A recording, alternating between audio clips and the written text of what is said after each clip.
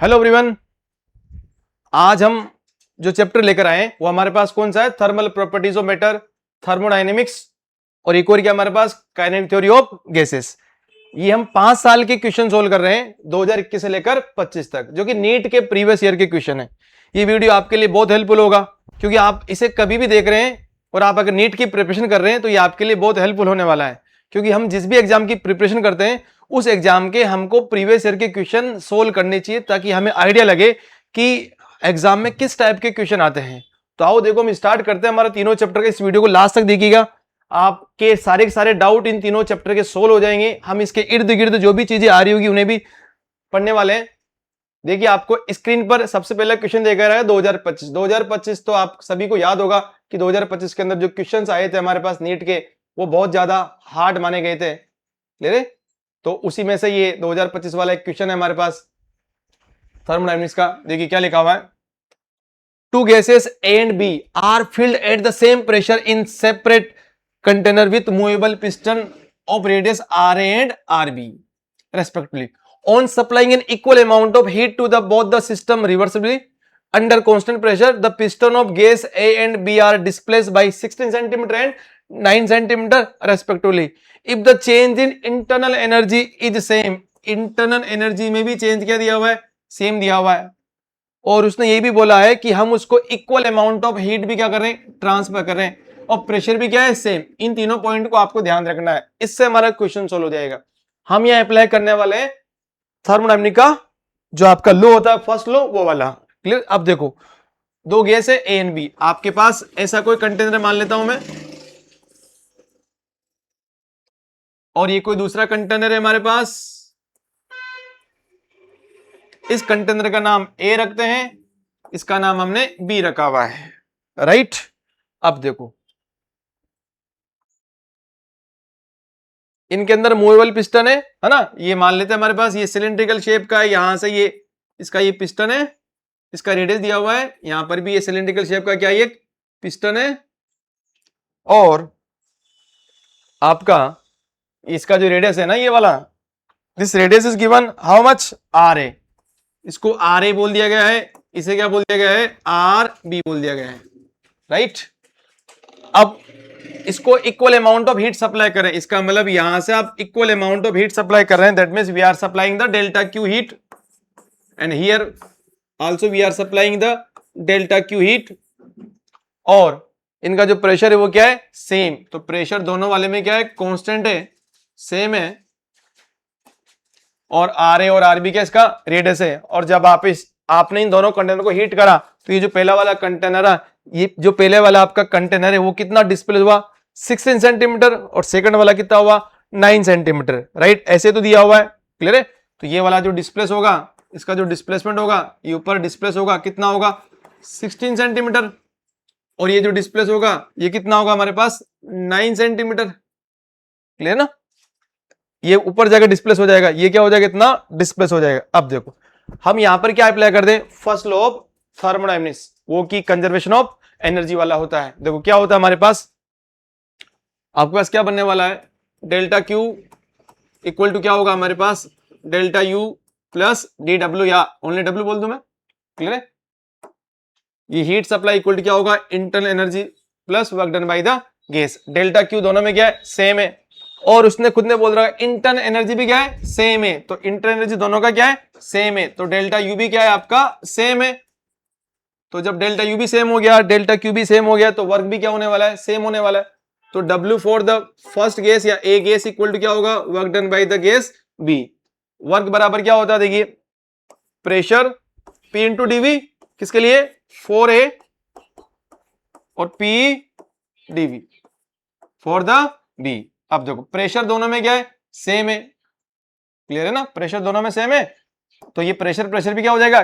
Pressure at A equal to क्या है? देखो ये तो ऐसा दिया हुआ है, पी ए इक्वल टू क्या है? P B. तो ये प्रेशर ऑफ ए और प्रेशर ऑफ बी क्या हो जाएंगे? कैंसिल। क्या बचा? बस वॉल्यूम। बताओ, अगर ये इसका रेडियस आर ए और ये आपका कुछ हाइट शिफ्ट हो गया, कितना? 16 सेंटीमीटर। तो सिलेंडर का जो आपका जो चेंज इन वॉल्यूम होने वाला है वो क्या होगा? पाई आर स्क्वायर एच, यस और नो? तो पाई आर स्क्वायर, ए का स्क्वायर इंटू एच, किसके लिए? ए के लिए, यस। इक्वल टू इसका वाला वॉल्यूम बी वाले का क्या बनने वाला है आपका, पाई आर बी का स्क्वायर इंटू एच बी का square, R A upon R B का square, R A upon R B का स्क्वायर इक्वल टू क्या हो जाएगा हमारे पास, ये H B upon H A, H B upon A, what is H B, 9 centimetre upon H A कितना होगा 16 सेंटीमीटर, सेंटीमीटर सेंटीमीटर कैंसिल हुआ, रेशियो तो निकाल रहा है, तो क्या बनेगा आपका R A upon R B equal to, ये रूट इधर चला जाएगा तो रूट 9 अपॉन 16, तो क्या बन जाएगा 3 अपॉन 4, तो which one is correct, option number D is the correct, जिसमें हमारा आंसर क्या आ रहा है 3 अपॉन 4। देखिए हमने क्वेश्चन को किस टाइप से सोल्व करी है, हमने first law of thermodynamics apply करा है, सिंपल तरीके से आपका क्वेश्चन सोल्व हो रहा है, इसमें भी चेंज इन वॉल्यूम हुआ, इसमें भी क्या हुआ चेंज इन वॉल्यूम, कैसे निकाला, पाई आर स्क्वायर इंटू एच, सही ना, इस वाले का ये सिलेंड्रिकल बेस है इसका, तो पाई आर स्क्वायर इंटू एच, वहां से आप दोनों को इक्वेट करा क्योंकि दोनों के अंदर वर्क डन क्या होगा सेम होगा, वहां से हमारा आंसर आ जाएगा। देखो आगे नेक्स्ट क्वेश्चन देखिए, नेक्स्ट क्वेश्चन क्या हमारे पास, ये भी नीट के अंदर 2025 वाला क्वेश्चन है, N oxygen cylinder of volume 30 litre has 18.20 mole of oxygen, इसका मतलब आपके पास कोई ये सिलेंडर है, राइट, इस सिलेंडर के अंदर जो नंबर ऑफ मोल है वो गिवन है, हाउ मच 18.2 मोल, क्वेश्चन में गिवन है किसके, ऑक्सीजन के, राइट, इसमें O2 है,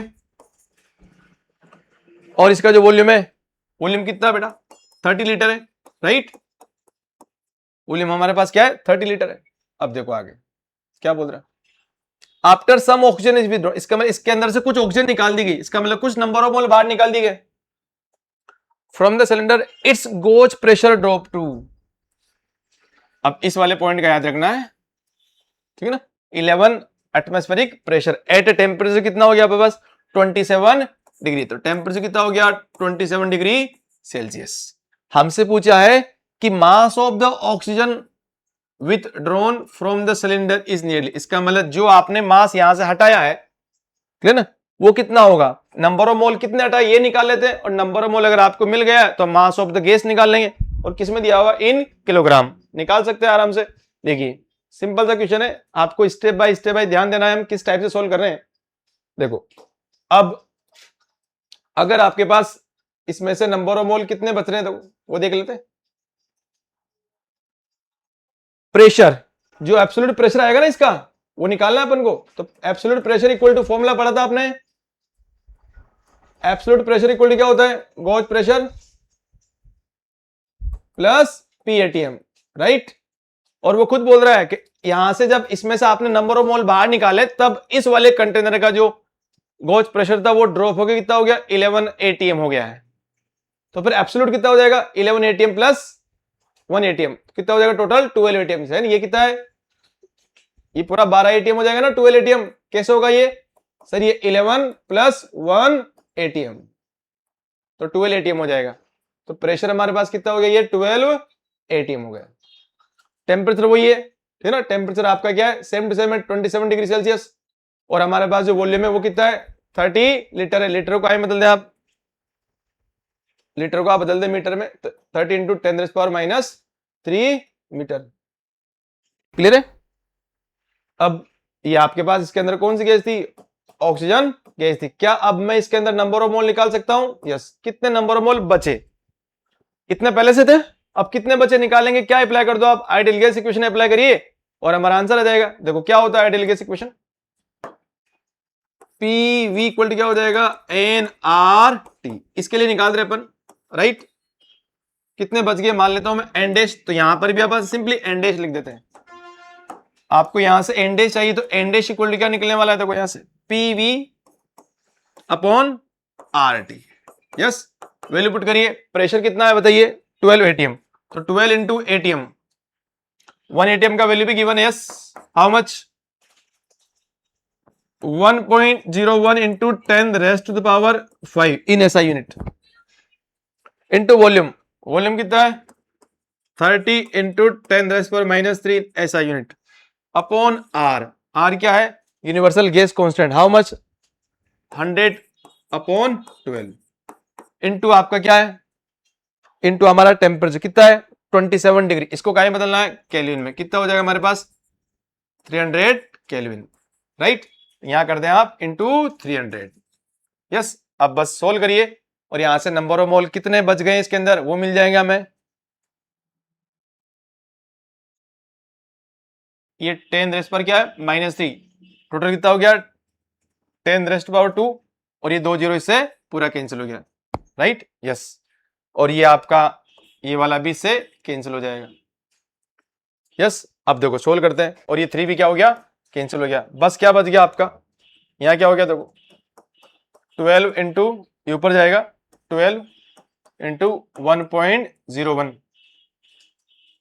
और आपका ये वापस ये 10 भी है।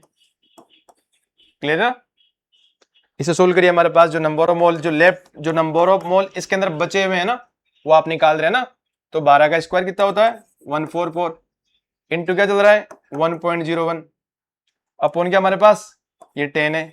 इसे आप लगभग सोल्व करना तो हमारे पास ये आ जाएगा 14 पॉइंट अप्रोक्सीमेट में ना, 1.01 का भी इसके साथ करेंगे ना अपन, तो ये 0.101 होके 144 का साथ मल्टीप्लाई करने पर 14.54 के आसपास अप्रोक्सीमेट ये आ जाएगा आपका। सोल्व कर लेना, तो ये इतने नंबर ऑफ मोल इसके अंदर बच गए है ना।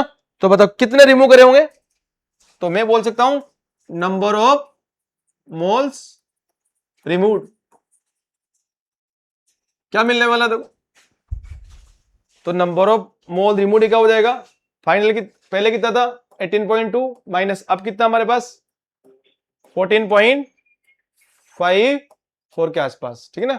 इसे आप 3.656 इतने नंबर ऑफ मोल रिमूव कर दिए गए। अगर इतने नंबर ऑफ मोल रिमूव हो गए तो ये बताओ क्या हम ये निकाल सकते हैं क्या आप ये निकाल सकते हैं कि कितना मास रिमूव होगा। यस, अगर आपको नंबर ऑफ मोल पता चल गया कि नंबर ऑफ मोल इतने रिमूव है तो हम निकाल सकते हैं। ये बताओ आपके पास नंबर ऑफ मोल का फॉर्मूला क्या होता है, given mass upon molecular weight, ऐसे होता है ना। ये number of mole N double dash मान लेता हूं मैं, ठीक है ऐसे ही। तो यहां से आप गिवन मास क्या हो जाएगा आपके पास एम इक्वल क्या हो जाएगा N double dash into molecular weight, सही ना। अब बस वैल्यू पुट कर लिए, आपके पास मास आ जाएगा।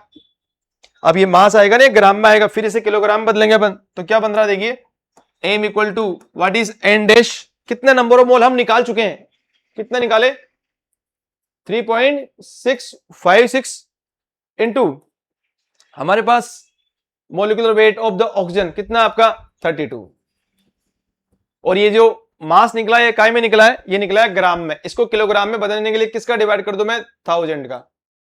क्लियर है, अब यहां से आप निकालेंगे, इसे आप सोल्व करना, सोल्व करने के बाद आपका जो आंसर आएगा 0.116 किलोग्राम आ जाएगा। तो कैलकुलेशन है ना, कंसेप्चुअल तो आपको बता चुके हैं कि किस टाइप से सोल्व हो रहा है। क्वेश्चन में आपको कुछ मास निकाला है तो पहले ये देख लेते हैं कि कितने मोल बच गए, जितने मोल इसके पास बचे, कितने बचे थे हमारे पास 14.54 के अप्रोक्सीमेट, और निकाले कितने पहले वाले माइनस अब बच गए, तो कितने निकाले 3.656 मोल आपने निकाले हुए। क्लियर है, और अब जितने मोल निकाले उस नंबर ऑफ मोल का पूरा क्या निकाला है मास निकालना था, तो सिंपल सा फॉर्मूला होता है number of mole equal to given mass upon molecular weight. वहां से गिवन, वहां से जो मास है मास रिमूव इक्वल टू क्या हो जाएगा number of mole remove into molecular weight of the oxygen. Solve करेंगे एट लास्ट हमारे पास आंसर रहेगा 0.116 किलोग्राम। क्लियर है, option number A is the correct answer. Okay, आगे बढ़ते देखो नेक्स्ट, देखिए ये भी नीट के अंदर 2025 वाला क्वेश्चन है, ये भी अच्छा क्वेश्चन है। देखो क्या लिखा हुआ है, एक container has 2 chamber of volume V1 2 litre है, V2 कितना है 3 लीटर है, separated by A partition made up of thermal insulator. इसका मतलब मैं ऐसे कंटेनर बना लेता हूं, आपके पास ये कंटेनर है और यहां एक पार्टीशन बना हुआ है, ये पार्टीशन है कैसा, ये थर्मली इंसुलेटर है, और इस ऊपर वाले का जो वॉल्यूम है वो गिवन है हाउ मच 2 लीटर, और इस हवा का वॉल्यूम कितना दिया हुआ है 3 लीटर, और इस ऊपर वाले चैम्बर के अंदर नंबर ऑफ मोल कितने बताइए 5 मोल्स, इसके अंदर नंबर ऑफ मोल कितने 4 मोल्स, और इस ऊपर वाले कंटेनर का जो ऊपर वाले जो पार्ट है उसका प्रेशर कितना है 1 atm, नीचे वाले का प्रेशर कितना है बताइए, नीचे वाले का आपके पास 2 atm। क्लियर है ना? अब देखो, when the partition is removed the mixture attains equilibrium pressure। इसका मतलब जब इस पार्टीशन को हटा दिया जाएगा तो ये जो मिक्सचर वगैरह है ये क्या कर लेगा, इक्विलिब्रियम अटेंड कर लेगा। इक्विलिब्रियम अटेंड कर लेगा तो हम ऐसा मान सकते हैं कि there is no loss of the energy. तो आप ऐसा मान लें कि आपके पास जो फाइनल प्रेशर आने वाला ना, जो फाइनल प्रेशर आता है वो आपके पास क्या आएगा, P1 V1 plus P2 V2 upon V final. V final क्या है, V1 प्लस V2। हटाने के बाद नंबर ऑफ मोल तो कंजर्व रहेंगे ना, तो हमने ये कैसे निकाला है, जो final number of mole equal to क्या है, N1 plus N2। Number of mole का conservation of number of mole तो एप्लीकेबल है यहाँ, यस। और जो N है वहां से आइडियल गैस इक्वेशन यूज कर लें आप। क्या होता है देखो, PV इक्वल टू क्या होता है, NRT। यहां से N1 N2 और N फाइनल निकाल लें तो आपके पास ये आता है, if there is no loss in the energy. तो टेम्परेचर वगैरह वो क्या मान लेंगे अपन, कांस्टेंट मान लेंगे। खुद बोल रहा है कि मिक्सचर अटेंड करता है तब जाकर, इसे हटाने के बाद। अब देखो वैल्यू पुट करिए, सिंपल हो गया। वैल्यू पुट करने के बाद क्या आंसर आएगा, P final equal to P1 V1। P1 V1 क्या हो गया, मैं चेंज करने की जरूरत नहीं ना, ऑटोमेटिक ATM में आ जाएगा। तो 2 into 1 into 2 1 into 2 plus P2 V2। P2 V2 कितना हो गया, 3 इंटू 2 कितना हो गया, 6 upon V1 plus V2 2 plus 3 कितना हो गया आपका ये 5। सोल्व करिए, P फाइनली क्या आ जाएगा, ये 2 प्लस कितना हो गया ये 6 अपॉन 3 प्लस 2 कितना हो गया 5। तो ये 8 अपॉन 5।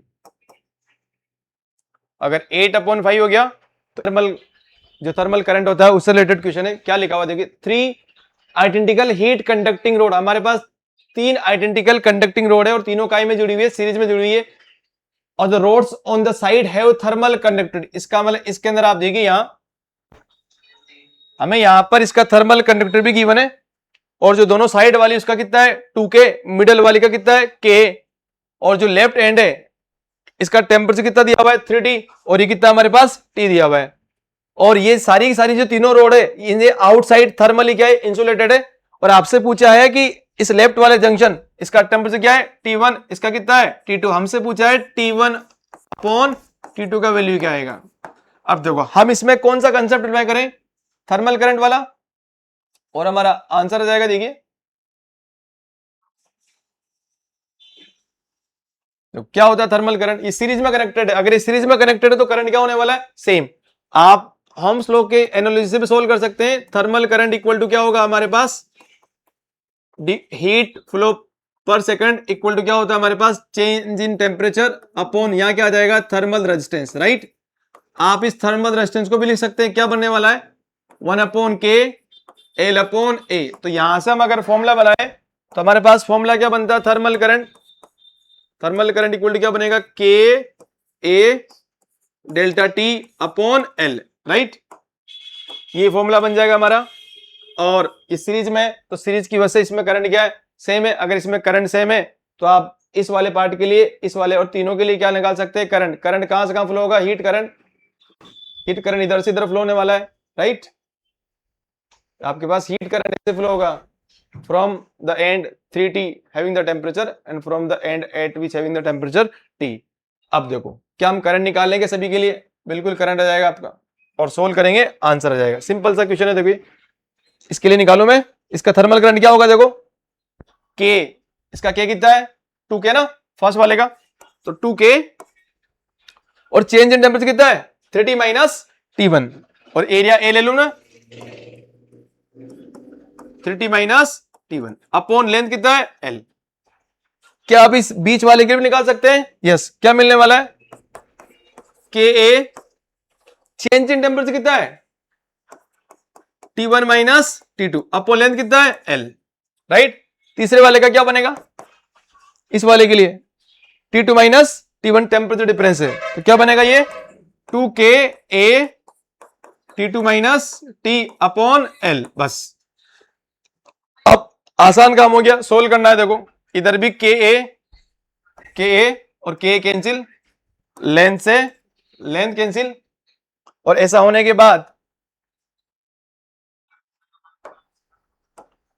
हमारे पास जो बनने वाला है, क्या बनेगा देखो, यहां से क्या बच गया, 2 3t minus t1 equal to t1 minus t2 equal to t2 minus t। अब आपको यहां से इस t को एलिमिनेट करना है इन तीनों इक्वेशन का यूज करते हुए, और t1 अपॉन t2 का वैल्यू निकालना है। देखो क्या आएगा,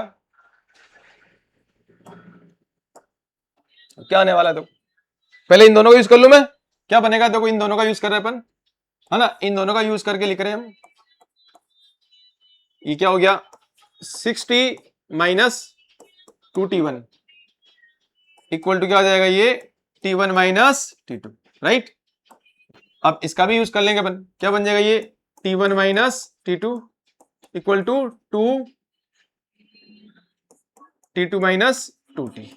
यहां से टी निकाल के दोनों को बराबर कर लो, यहां से t निकाल रहे अपन, है ना, तो इधर 60 यही रह गया, उधर गया तो प्लस में, तो 2t1 और पहले से t1 है, तो कितना हो गया 3t1 माइनस t2, और हम 6 को भी नीचे भेज सकते हैं, तो t इक्वल टू क्या आ गया 3t1 minus t2 upon 6। Okay, इसका यूज कर लेंगे, वहां से भी t निकालकर दोनों को इक्वेट कर लेंगे। देखो क्या बनेगा, यहां से भी t चाहिए, इसको इधर लाओ पूरा, कितना हो गया ये 2t माइनस में ना, ये 2t इक्वल टू, ये आपका इधर गया माइनस t2, कितना हो गया 3t2 माइनस t1। यहां से t इक्वल टू क्या बन गया आपका 3t2 माइनस t1 अपन क्या हो जाएगा, ये आपका 2 हो जाएगा, right.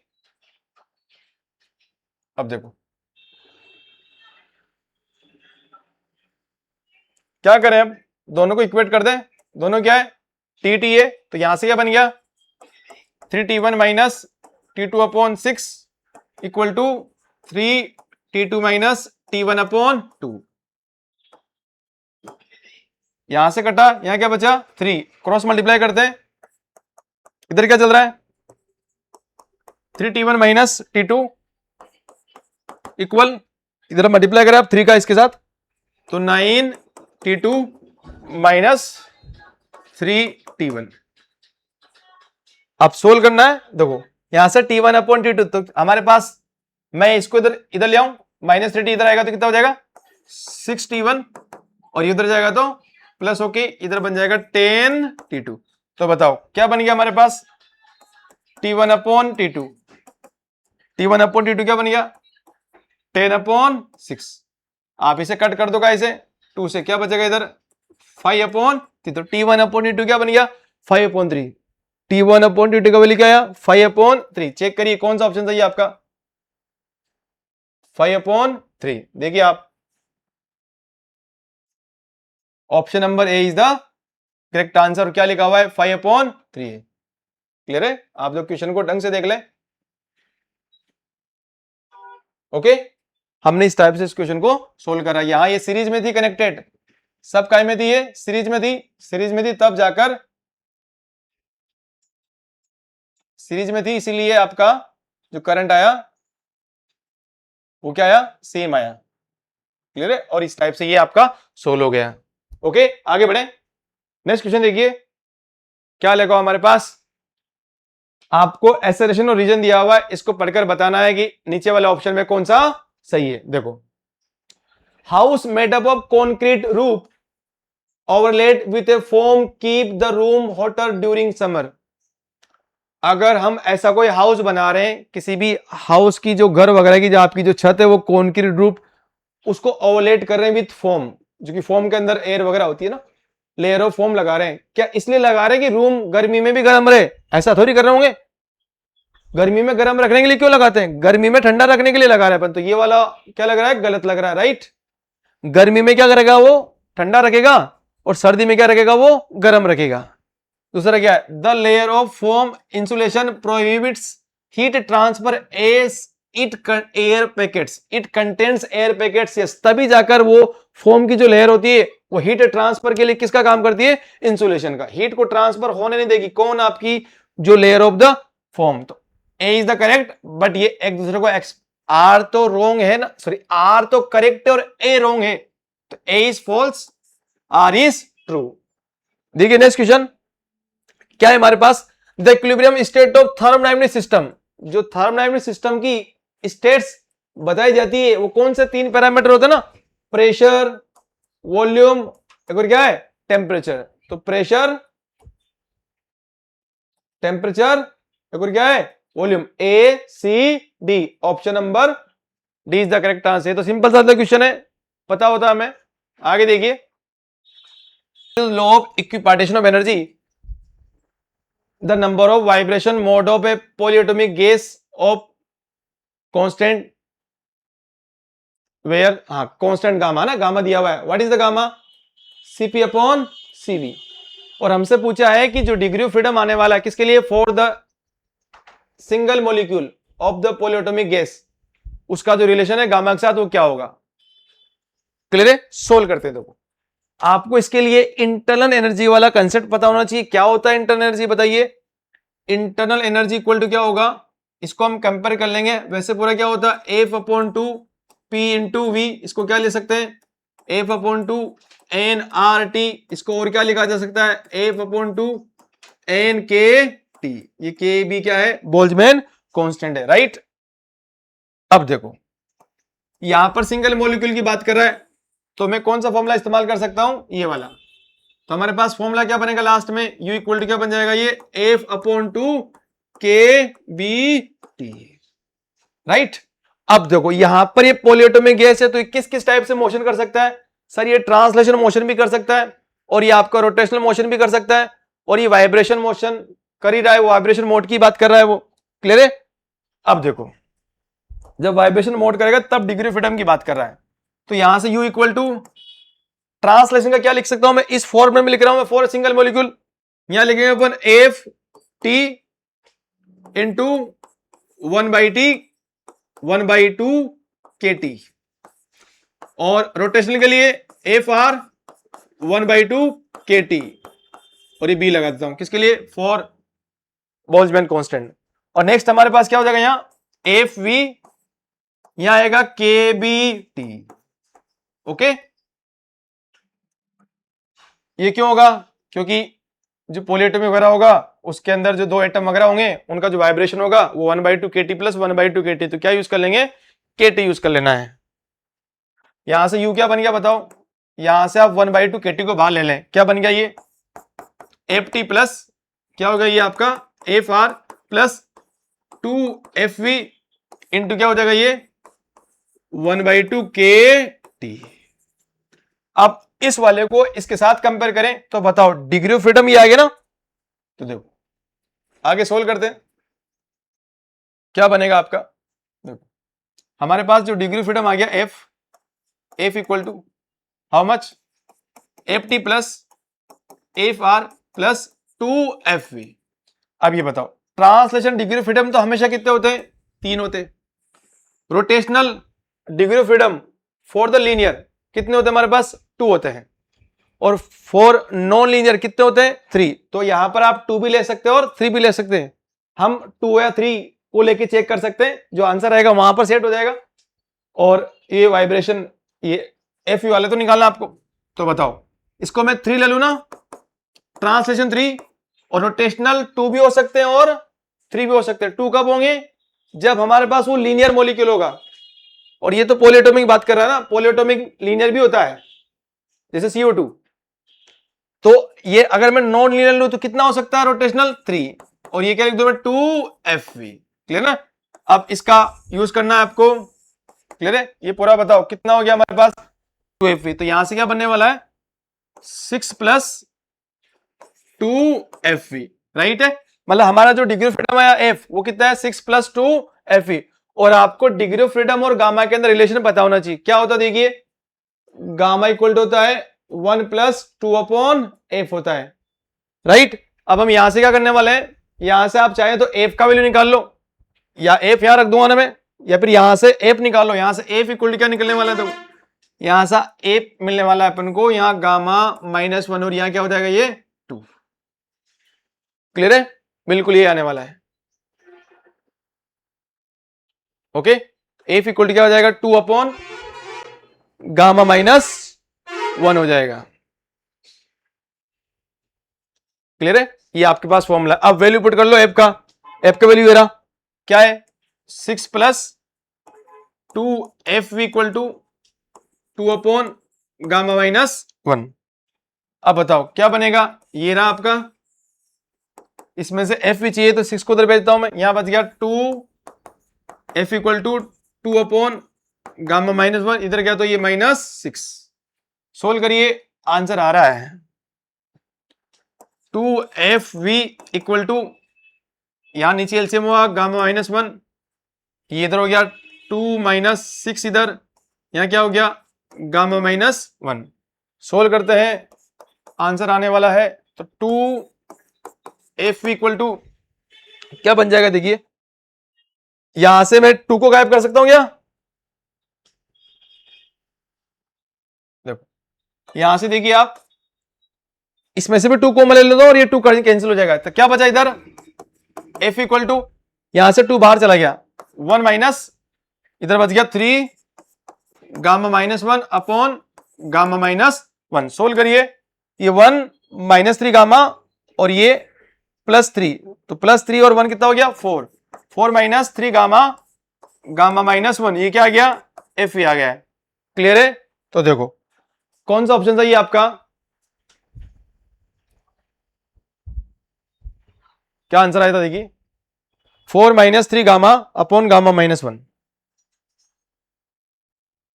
Option number C is the correct. देखो 4 - 3 gamma upon gamma minus 1, option number 3 is the correct answer. Okay, देखो हम इस क्वेश्चन को किसी दूसरे मेथड से भी सोल्व करते हैं, देखो हम इस क्वेश्चन को किसी दूसरे, एक और दूसरे मेथड से सोल्व करते हैं। क्या आने वाला है, according to the law of equipartition of energy number of vibration mode आपको निकालने थे, गामा ये था। देखो तो आपको इसके लिए ये पता होना चाहिए कि हमारे पास जो सीवी होता है ना, क्या सीवी इक्वल होता है 3 + F × R, और जो हमारा सीपी होता है वो होता है 4 + F × R। ये फॉर्मूले हमने ऑफलाइन क्लास में भी आपको बताए थे कि इन फॉर्मूले को आप याद कर लें। हमारे पास इस टाइप के फॉर्मूले, इस टाइप के क्वेश्चन में ये वाले फॉर्मूले यूज होंगे। और गामा क्या था, देखिए गामा इक्वल टू क्या था, सीपी अपॉन सीवी था। वैल्यू पुट कर लो, gamma equal to what is CP, या सीपी कितना है 4 + F × R अपॉन सीपी क्या हो जाएगा 3 + F × R हो जाएगा। अब देखो क्या होगा हमारे पास, इसे सोल्व करेंगे हम, सोल्व करके आपका आंसर आ जाएगा, देखो सोल्व करो, यहां से R कैंसिल, तो गामा इक्वल क्या बन गया 4 + F अपॉन 3 + F, राइट। अब क्या करते हैं, देखो इसको मैं क्रॉस मल्टीप्लाई कर दूं, यहां से हमें F का वैल्यू चाहिए, तो क्या बनेगा ये 3 gamma plus gamma F equal to 4 + F। हम यहां से F चाहिए ना, राइट, तो यहां से अगर आपको F चाहिए तो इस F को इधर लेके आता हूं मैं, और 3 गामा को उधर लेके आता हूं। यहां पहले से क्या था गामा F, इधर आया F -F इक्वल टू 4 पहले से था, 4 माइनस ये इधर गया 3 गामा, तो यहां से देखो F कॉमन ले ले, यस F कॉमन ले ले, तो क्या बच गया गामा -1 इक्वल टू 4 - 3 गामा। तो क्या आपका बताओ, अब हमारा जो आंसर बन गया है वो क्या आ गया, F इक्वल टू क्या आ गया है 4 - 3 गामा अपॉन गामा -1। क्लियर है, क्या आंसर आया 4 - 3 गामा अपॉन गामा -1। देखो 4 - 3 गामा अपॉन गामा -1, हमने दोनों मेथड सोल्व कर लिया। देखो आप ध्यान देना किस टाइप से सोल्व हो रहा है।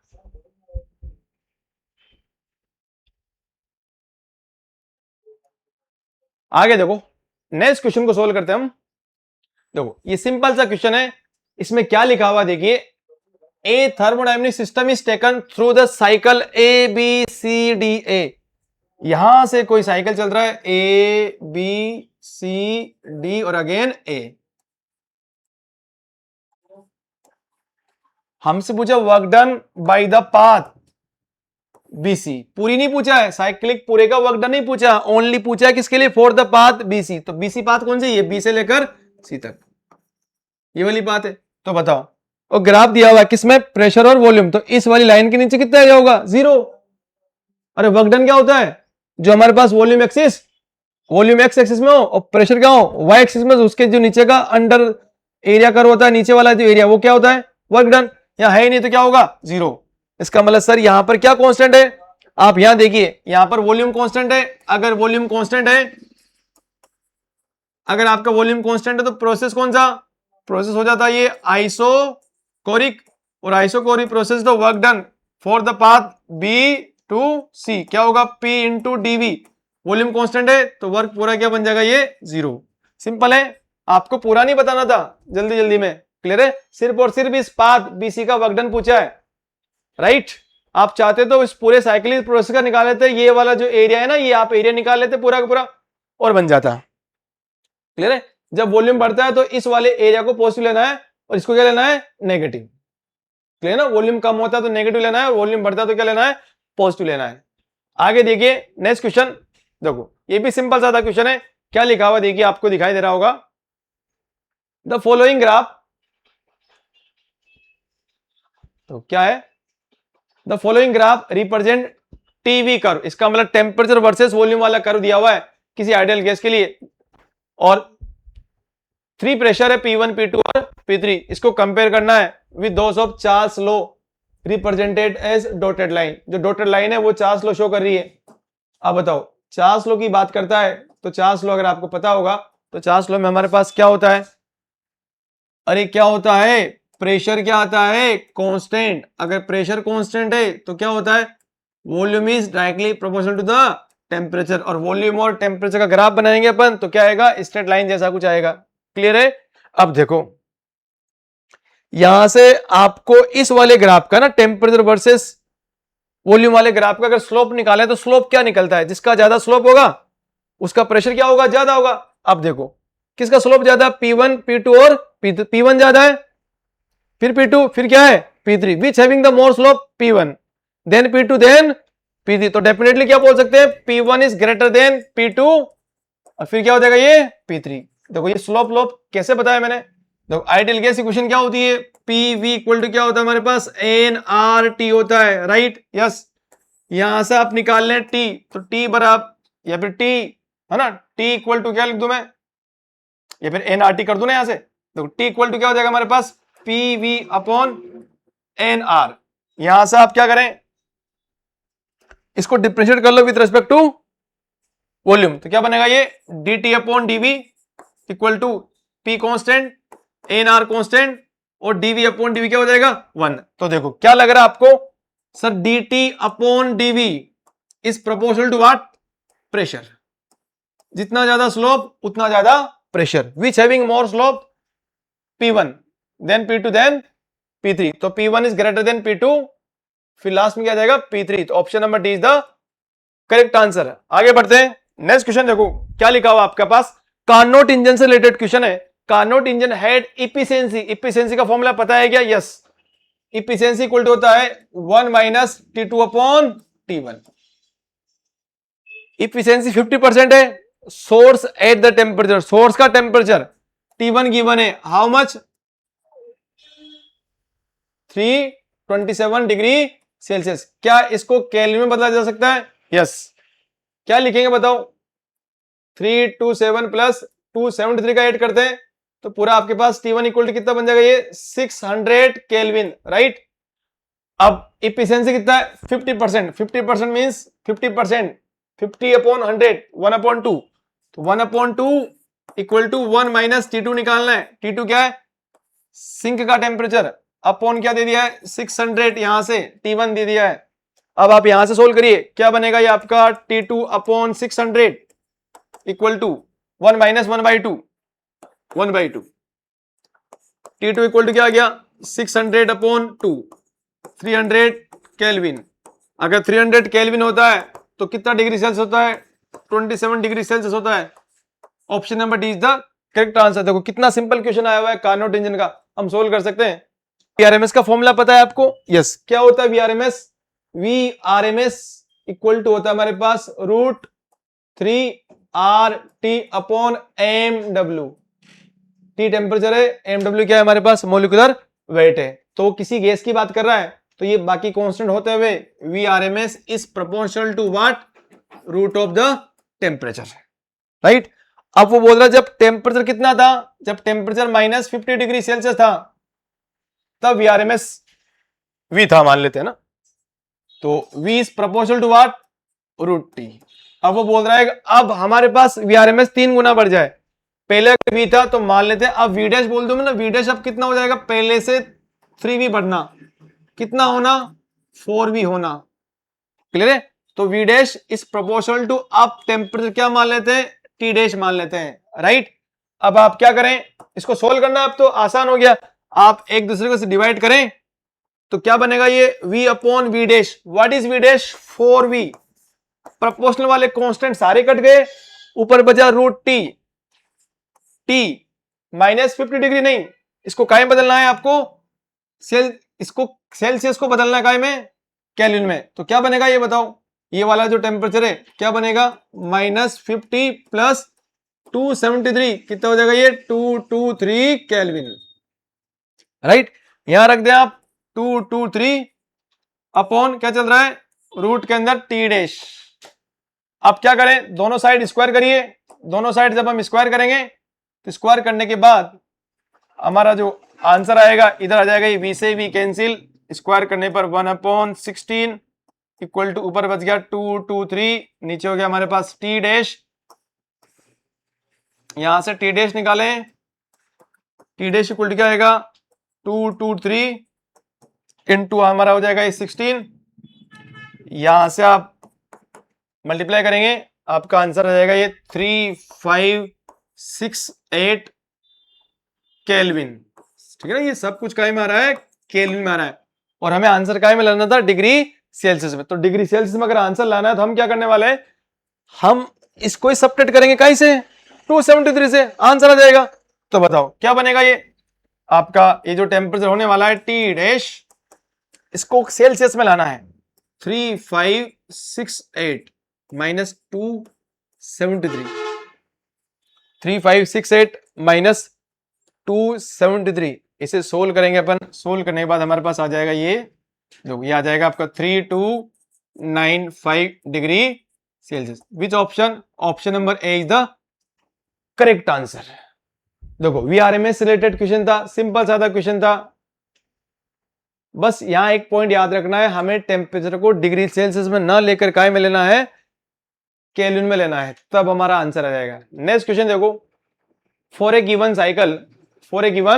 Cycle work done during isobaric, किस प्रोसेस की बात कर रहा है, आइसोबारिक के लिए। इसके अंदर आइसोबारिक प्रोसेस पहले पहचानते हैं, which one is the isobaric process, isobaric process, which one is the isobaric process, पहले ये देखते हैं।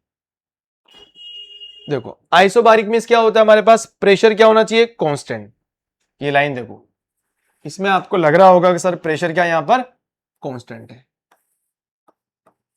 अगर प्रेशर कांस्टेंट है तो हमें पूरे का नहीं पता ना, बस इस ए बी वाले कर्व और ये जो वॉल्यूम एक्सिस है इसके अंडर, इसके नीचे वाला क्या बताना है आपको, एरिया बताना है, और area of the PV curve क्या होता है, वर्क डन होता है, सिंपल है ना। तो वर्क डन इक्वल टू क्या होता है, area under PV curve and volume axis, कौन सा वाला एक्सिस, वॉल्यूम वाला एक्सिस, वॉल्यूम वाला ये है, तो ये बताना है। ये कैसा है, और ये क्या है आपके पास, ये रेक्टेंगल ये ना, ये कितना है बताओ, अब प्रेशर कितना है, देखो लिख दो ना पीडीवी, प्रेशर कितना है सर, 3 इंटू 10⁻² इंटू वॉल्यूम कितना है बताओ, ये पूरा गैप कितना है 2 मीटर क्यूब है, इंटू क्या कर देंगे 2, तो कितना हो गया ये 6 इंटू 10⁻² कितना हो गया 600 जूल, या फिर आप इसका एरिया निकालो, लेंथ इंटू क्या हो जाएगा ब्रीथ हो जाएगा, ये कितना है 3 इंटू 10⁻², और ये कितना है 2, मल्टीप्लाई करेंगे वापस क्या आ जाएगा 600 जूल आ जाएगा, राइट। तो option number D is the correct answer है। इस वाले के अंदर आपको क्या करना था, आपको आइसोबारिक प्रोसेस के लिए क्या निकालना था, वर्क डन निकालना था।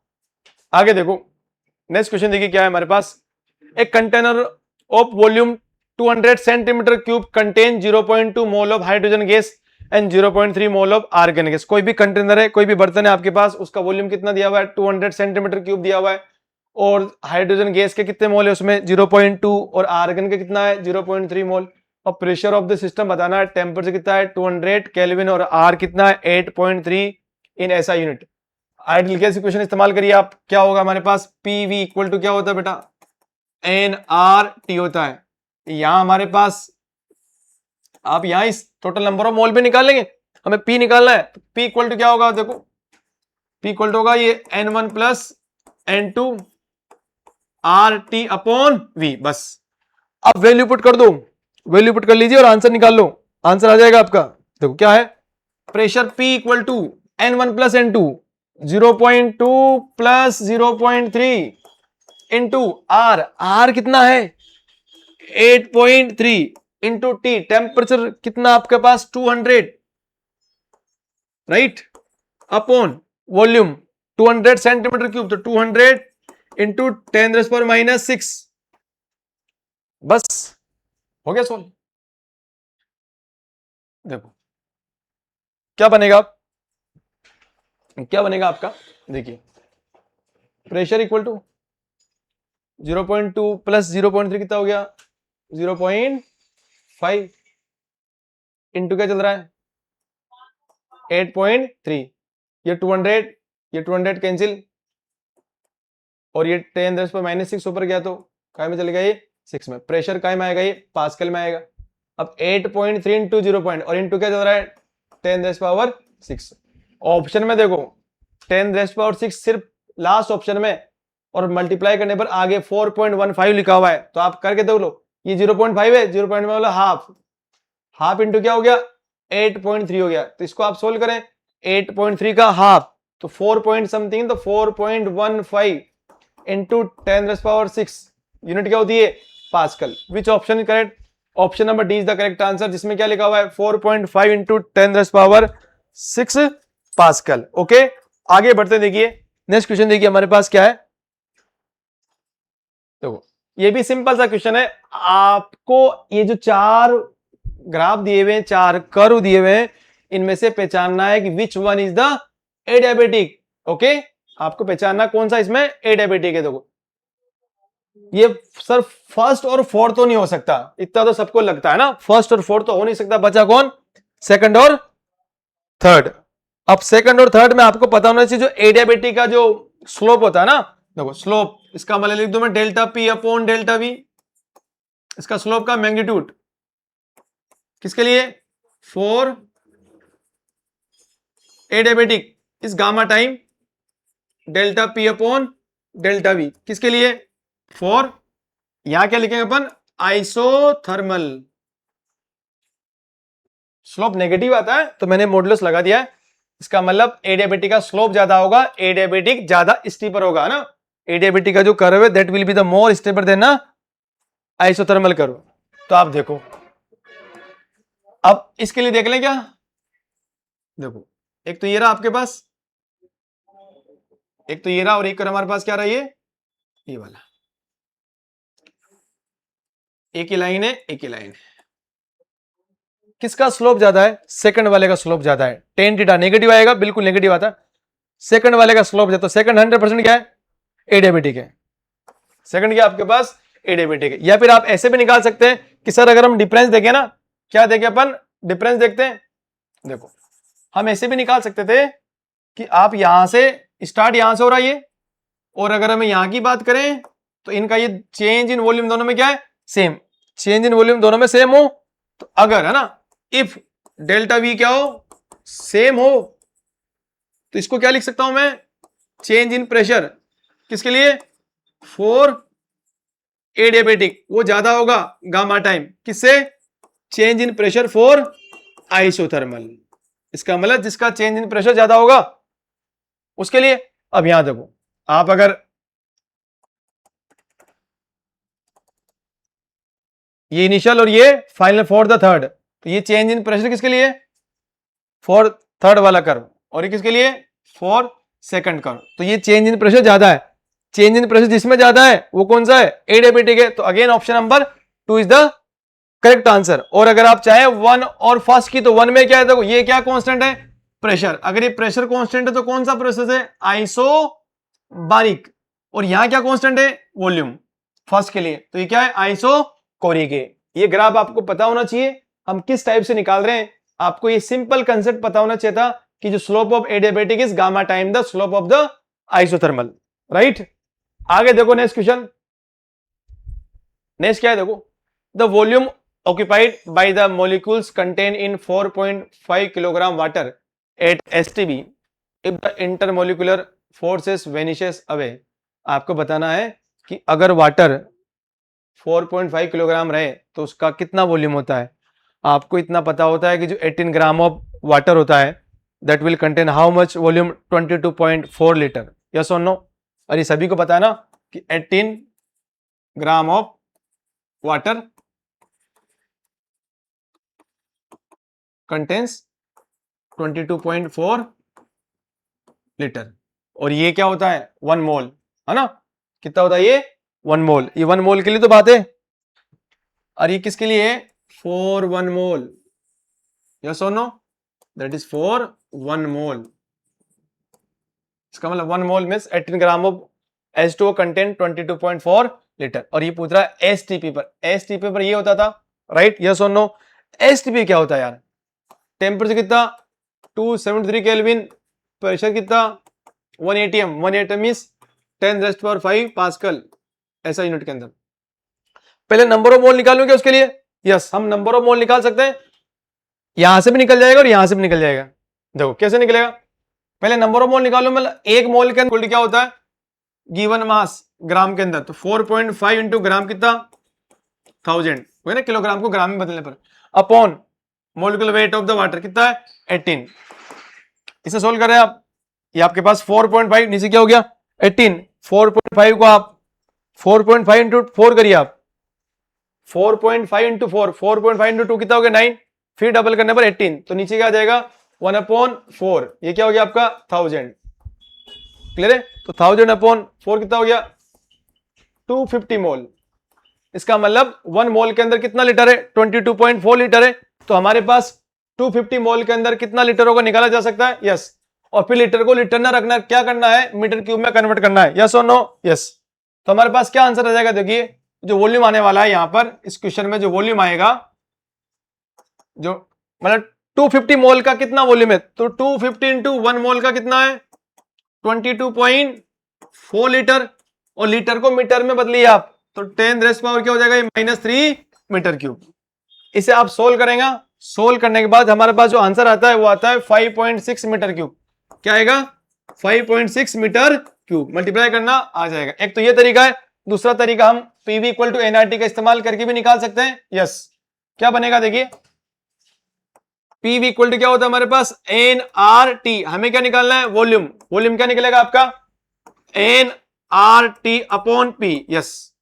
अब सर हमें प्रेशर टेम्परेचर कहां से पता होगा, ये खुद बोल रहा है एसटीपी की, खुद क्या बोल रहा है एसटीपी बोल रहा है, standard temperature and pressure. Temperature 273 kelvin, pressure 10⁵ pascal या फिर 1 atm, तो V इक्वल टू क्या बनेगा हमारे पास N, N हम निकाल चुके हैं, कितना निकला हमारे पास 250, तो क्या बनेगा ये 250 इंटू R, R कितना होता है 8.314, और 8.314 को आप कहीं ना कहीं क्या मान सकते हैं, हम इसको 25 या फिर 8.34 लिख दूं मैं ना, तो 8.314 इंटू क्या होता है हमारे पास T, टेम्परेचर कितना है 273 अपॉन प्रेशर कितना है 10⁵। इसे आप सोल्व करना, अगेन हमारे पास ऑप्शन नंबर क्या आ जाएगा डी। तो इस टाइप के क्वेश्चन को अपन या तो ऐसे भी सोल्व कर सकते हैं या फिर हम ऐसे भी सोल्व कर सकते हैं। देखिए हमारे पास नेक्स्ट क्वेश्चन देखो क्या लिखा हुआ है, an ideal gas follow the process. ये प्रोसेस दिया हुआ है कि कोई आइडियल गैस है जो इस टाइप के प्रोसेस को फॉलो करती है, यस। देखो क्या दिया हुआ है पी स्क्वायर, देखो ये दिया हुआ ना P V square equal to क्या है सी है, इसका मतलब प्रेशर और वॉल्यूम में ये रिलेशन है, और P1 V1 T1 और P2 V2 T2 इसकी क्या दी है थर्मोडायनामिक स्टेट दी हुई है। अब ये तो P और V में रिलेशन हो गया, अब यहां पर देखिए आप PV PT और वॉल्यूम और टेम्परेचर में दिया हुआ है, तो क्या मैं इसको चेंज कर सकता हूं by using the ideal gas equation, yes. क्या होता है हमारे पास PV बराबर क्या होता है nRT होता है। यहां से मैं प्रेशर का वैल्यू लिख दूं ना, यहां से क्या बनेगा P equal to N R T upon V. कभी यहां से वी का जरूरत पड़ेगा तो क्या लिख लेंगे, N R T upon V. सही ना, सिंपल है। यहां पुट कर लो। अब ये पी वी का रिलेशन है। अब मैं पी को गायब कर रहा हूं तो वहां से लिखते हैं पी का वैल्यू क्या है, N R T upon V into क्या चल रहा है, वी स्क्वायर बराबर क्या है, कांस्टेंट। क्या बना, ये एक वी कैंसिल हो गया, यहां से क्या बच गया, ये टी वी बराबर समथिंग समथिंग कांस्टेंट मान लेते हैं सी डैश। क्लियर है। अब एक और यहां से v को गायब कर रहा हूं तो p इंटू वी का स्क्वायर। व्हाट इज v, देखो यहां एन आर टी अपॉन, ये p था ना, N R T upon p, इसका स्क्वायर बराबर क्या है, कांस्टेंट। इसे भी सोल्व करते हैं, हमारे पास क्या बनेगा, तो इधर p स्क्वायर से ये वाला p गायब हो जाएगा, यहां क्या बचेगा, टी स्क्वायर अपॉन यहां अकेला p बचेगा बराबर समथिंग समथिंग कांस्टेंट क्या हो गया, c डैश हो जाता है। यस, यहां से देखिए अब प्रेशर और वॉल्यूम की बात कर रहा है तो यहां से हमारे पास क्या बनेगा, देखो ये आपके पास टी स्क्वायर इस प्रोपोर्शनल क्या हो गया, पी हो गया। और यहां से मैं चाहूं तो पी इस प्रोपोर्शनल या फिर वी स्क्वायर है ना, कुछ भी लिख दो, V square is proportional to 1 upon P. और यहां क्या हो जाएगा, ये T is proportional to 1 upon V. अब देखो पहला क्या है, P1 ज्यादा है P2 से, तो क्या V1 ज्यादा, P और V का रिलेशन देखो कौन सा है, ये वाला। नहीं, प्रेशर ज्यादा वॉल्यूम कम, प्रेशर कम वॉल्यूम ज्यादा, तो ये ऑप्शन नहीं हो सकता। अगला देखो प्रेशर और टेम्परेचर वाला इक्वेशन कौन सा है, वो रहा, प्रेशर ज्यादा तो टेम्परेचर कम, नहीं प्रेशर ज्यादा टेम्परेचर ज्यादा, तो ये वाला भी नहीं हो सकता। क्लियर है। अब वॉल्यूम और टेम्परेचर वाला है तो वॉल्यूम टेम्परेचर में ये वाला देख लो, सॉरी कौन है, वॉल्यूम और टेम्परेचर। तो वॉल्यूम टेम्परेचर का देखिए आप, वॉल्यूम ज्यादा टेम्परेचर कम, वॉल्यूम कम टेम्परेचर ज्यादा, तो वॉल्यूम ज्यादा टेम्परेचर कम, ये वाला ना, V2 ज्यादा है तो T2 कम है, तो option number D is the correct answer. आगे देखिए नेक्स्ट क्वेश्चन, देखो क्या है हमारे पास, 3 वेसल ऑफ इक्वल कैपेसिटी, 3 बर्तन है हमारे पास, 3 वेसल है और इक्वल कैपेसिटी। इक्वल कैपेसिटी मतलब वॉल्यूम क्या दे दिया, constant, having gas at same temperature, temperature भी सेम है और प्रेशर भी क्या है, सेम है। इसका मतलब PVT, PV और T तीनों क्या हो गया, कांस्टेंट हो गया, सेम हो गया।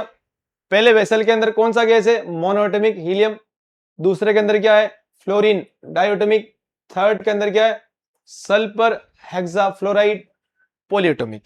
हमसे नीचे कुछ स्टेटमेंट दिए हुए, उन स्टेटमेंट में से बताना है which one is the correct answer. अब ऑप्शन को देखिए आप, क्या लिखा हुआ है, यहां पर हमारे पास रूट मीन स्क्वायर, यहां पर भी रूट मीन स्क्वायर और यहां पर भी रूट। तो पहला कहीं ना कहीं आपने रूट मीन स्क्वायर वाला फॉर्मूला पढ़ा हुआ है क्या, क्या होता है रूट मीन स्क्वायर स्पीड, तो V R M S equal to क्या होता है, रूट 3RT अपॉन MW। इसका मतलब वी आर एम एस है ना, टेम्परेचर कांस्टेंट है तो 1 upon root of the molecular weight. Yes, अब बताओ मोनोएटॉमिक, डायटोमिक और पॉलीएटॉमिक, इसका मतलब हीलियम और आपका फ्लोरीन और सल्फर हेक्साफ्लोरीन, इसमें किसका मॉलिक्यूलर वेट ज्यादा होगा, सल्फर हेक्साफ्लोराइड का, तो उसका मॉलिक्यूलर वेट ज्यादा तो वीआरएमएस क्या होगा, कम होगा। यस, और हीलियम का मॉलिक्यूलर वेट कम है तो आरएमएस क्या होगा, इसका ज्यादा होगा। Root mean square speed of helium, no helium का कम होगा क्योंकि इसका मॉलिक्यूलर वेट ज्यादा है। क्या सबका सेम होगा, not possible. Root mean square speed of the helium is largest, yes helium का क्या होगा, लार्ज होगा। क्यों लार्ज होगा, कि उसका मॉलिक्यूलर वेट कम है इसीलिए उसका वीआरएमएस क्या होगा, ज्यादा होगा। अब ये बी वाला देखिए आप, बी वाले ऑप्शन को भी एक बार देख लेते हैं ताकि अगर कभी आ जाए तो हम सोल्व कर सकते हैं। वो बोल रहा है all vessel contain unequal amount, नहीं नंबर ऑफ मॉलिक्यूल वाली कोई इक्वेशन है क्या, यस क्या होता है, देखो पीवी बराबर क्या होता है, एन के टी, ये Boltzmann constant, pressure volume temperature तीनों कांस्टेंट है तो ये हमारे पास नंबर ऑफ मॉलिक्यूल भी क्या होंगे, कांस्टेंट, इक्वल होंगे तीनों में, तो ये अनइक्वल लिखा हुआ है इसीलिए ये वाला भी क्या हो गया, रॉन्ग। तो which option correct, option number D is the correct answer. आगे बढ़ते हैं, देखिए नेक्स्ट क्वेश्चन देखो क्या है हमारे पास, question number 18, 2 rods, one made up of copper and other made up of steel of same length इसका मतलब दो रोड है हमारे पास, एक रोड बना हुआ है ना, ये देखो ये आपके पास एक ये रोड है और again you have another road, ये आपके पास कोई दूसरा वाला रोड है और इनका लेंथ वेंथ और एरिया वगैरह सब सेम है, ये एल है ना, लेंथ एरिया क्या सेम है ना, मान लेते हैं, ठीक है, बोल रहा है खुद। और इस फर्स्ट वाली जो कॉपर की रोड है और ये हमारे पास किसकी है, स्टील का है। इस कॉपर की रोड का थर्मल कंडक्टर दिया हुआ है for the copper, how much is given 385 in SI unit, और thermal conductivity for the steel how much 50 in SI unit, right. The free ends of steel are, free end means ये दोनों end, which one, ये वाला 100 degree temperature end this having the 0 degree temperature, और शायद आपसे इस junction का temperature पूछा होगा टी, क्लियर है, यस, सिंपल है, निकाला जा सकता है। अभी अभी इससे पहले भी आपने क्वेश्चन किया था जिसमें हमने सीरीज के अंदर कनेक्टेड है, तो जो हमारा जो थर्मल करंट होने वाला है वो क्या होगा, सेम होगा, यहां से लेकर यहां जो करंट फ्लो होने वाला है वो क्या होगा, सेम होगा, और जो थर्मल करंट होगा उसका फॉर्मूला क्या होता है, देखो आपने देखा भी था अभी, जो थर्मल करंट इक्वल टू क्या होता है हमारे पास, K A delta T upon length, right. अब हम इसके कॉपर के लिए अप्लाई कर दें क्या, यस, के कितना है कॉपर का, कॉपर के कितना है 385 इंटू एरिया, एरिया में ए लिख दूं, और चेंज इन टेम्परेचर कितना हो गया 100 minus T, 100 minus T upon length, length कितना हमारे पास एल लिख देते हैं, इक्वल टू, अब इस स्टील के लिए अंदर जो करंट फ्लो होगा वो भी सेम होगा, दोनों को इक्वल कर देते हैं, क्या होगा स्टील का thermal conductivity 50 into area A, और चेंज इन टेम्परेचर क्या हो गया टी माइनस 0 अपॉन हमारे पास एल, यस, ओके, सोल्व करिए, अब तो सिंपल हो गया यार, बहुत बहुत आसान क्वेश्चन बन गया है, सोल्व करिए आंसर आ जाएगा, एल से एल कट गया, ए से ए, सॉरी ए से ए कट गया, क्या बचा इधर 385, yes 385, 100 minus T equal to 50 T, तो सोल्व करते हैं, 38500 माइनस 385 टी इक्वल टू कितना हो जाएगा ये 50 टी, यहां से मैं टी निकालना है उसको इधर भेज देता हूं मैं, तो ये आपके पास बन जाएगा टी इक्वल टू, सोल्व करना क्या बनेगा ये आपका 38500 अपॉन ये 385 प्लस 50, तो इसे सोल्व करना, सोल्व करने के बाद आपका आंसर आ जाएगा 88.5 डिग्री सेल्सियस अप्रोक्सीमेट, तो option number A is the correct answer. देखो हम तरीका सीख रहे हैं कि हमने किस टाइप से सोल्व किया, बाकी कैलकुलेशन है, कैलकुलेशन कोई हार्ड नहीं होती, वो की जा सकती है, क्लियर है। आगे देखो नेक्स्ट क्वेश्चन, तो ये हमारे पास सेकंड लास्ट क्वेश्चन है, एक cup of coffee cools from 90 degree to 80 degree in T minute when room temperature is 20 degree. आप ऐसा मान लें कि आप किसी रूम के अंदर बैठे हुए और आपके हाथ में जो कप है वो कॉफी का लगा हुआ है ना, और रूम का टेम्परेचर 20 डिग्री सेल्सियस है, और उस कॉफी जो है वो ठंडी हो रही है 90 डिग्री से 80 डिग्री के अंदर टी मिनट के अंदर, और हमसे पूछा है अगर वो उसी रूम के अंदर जिसका टेम्परेचर 20 डिग्री था 80 डिग्री से 60 डिग्री होने में कितना टाइम लेगी। अब आप बताओ कौन सा फॉर्मूला इस्तेमाल होगा, average form of Newton's laws of cooling, yes और नो, यस, क्या होता फॉर्मूला, देखो average form of Newton's laws of cooling क्या होता बताइए, T1 minus T2 upon time equal to T1 plus T2 upon क्या आएगा हमारे पास यहाँ 2 माइनस टी नोट और इंटू के यहां लिख दो ना मैं, के क्या हमारे पास ये कांस्टेंट होता है। अब जो फर्स्ट में जो टी टाइम दिया हुआ उसके लिए निकाल लेते हैं, क्या बनेगा देखो T1 माइनस T2 है ना, तो T1 कितना है आपका 90 माइनस 80, तो हम लिख सकते हैं यहां पर 90 माइनस 80 अपॉन टाइम कितना लग रहा है T equal to 90 plus 80 upon 2, यहाँ के है, यहाँ क्या हो जाएगा हमारे पास 90 प्लस 80 अपॉन 2 माइनस कितना है आपके पास ये 20, इसे इक्वेशन नंबर क्या बोल दे आप फर्स्ट बोल दे, इसको सोल्व करके यहां से के का वैल्यू निकाल सकते हैं अपन, और अगली वाली में के का वैल्यू पुट कर लेंगे, या फिर जो भी निकालेंगे वो आपस में डिवाइड कर लेंगे। सेकंड केस देखो, क्या आपके पास 80 माइनस 60, तो 80 माइनस 60, अब टाइम नहीं पता, क्या बोल दे, टी डैश इक्वल टू के 80 प्लस 60 अपॉन 2 माइनस कितना, ये 20। इक्वेशन नंबर क्या है, 2 है। देखो यहां से क्या कर सकते हैं, या तो आप फर्स्ट वाली इक्वेशन से के का वैल्यू निकालकर सेकंड वाली इक्वेशन में रख दो, या फिर आप क्या करें, equation first divide by second, तो के कैंसिल हो जाएगा और हमारे पास टी डैश का वैल्यू निकल जाएगा in the term of T. तो आप अगर सोल्व करके निकालेंगे तो you will get the option number B. तो यहां से आप निकालना, by solving equation first and second we will get T dash equal to 13/5 T. देखो हम अप्लाई करना सीख रहे हैं, हम किस टाइप से क्वेश्चन को सोल्व करते हैं। देखो लास्ट क्वेश्चन देखिए, हमारे पास हमने 3 चैप्टर के क्वेश्चन सोल्व कर लिए, थर्मल प्रॉपर्टी ऑफ मैटर और आपका केटीजी और थर्मोडायनेमिक्स। तो सिंपल बेस्ट क्वेश्चन है, आपको यहां मैच करना है ना, मैच द कॉलम वाला क्वेश्चन है ना, वो ये। यस देखिए क्या लिखा हुआ आपको दिख रहा होगा, रूट मीन स्क्वायर। देखो root mean square speed of the gas molecule, VRMS क्या होता है, ये रहा, √3 RT/m। यस और नो, यस। वीआरएमएस क्या होता है, √3 RT/m। Pressure exerted by the gas, ये रहा फर्स्ट ऑप्शन। फिर बोल रहा है average kinetic energy of gas कितनी होती है, 3/2 kT। और total internal energy of 1 mole of diatomic, diatomic का डिग्री ऑफ फ्रीडम कितना होता है, 5, इसीलिए हमारे पास 5/2 kT। देखो ए का Q, ए पर Q है और बी पर P है ना, ए का Q, बी का आपका P आया और सी का S और डी का क्या आया हमारे पास R। ये कहां है देखो,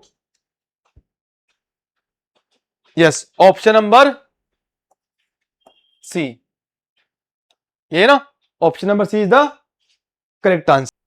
टोटल अप्रोक्सीमेट 20 क्वेश्चन सोल्व करे हैं। We have solve the 20 question of the chapter thermal property of metal, thermodynamics और kinetic theory of the gases. ये नीट के 5 साल के क्वेश्चन थे। आप इस वीडियो को कभी भी देख रहे हैं, ये आपके लिए बहुत हेल्पफुल होगा, क्योंकि जिस भी एग्जाम की हम प्रिपरेशन करते हैं हमें उस एग्जाम के पीवाईक्यू जरूर सोल्व करने चाहिए, ताकि आपको आइडिया हो कि किस टाइप से क्वेश्चन एग्जाम में आते हैं। Okay thank you. अगर आपको ये वीडियो अच्छा लगता है तो आप कमेंट के अंदर बहुत प्यारा सा कमेंट पुट कर सकते हैं। Okay thank you.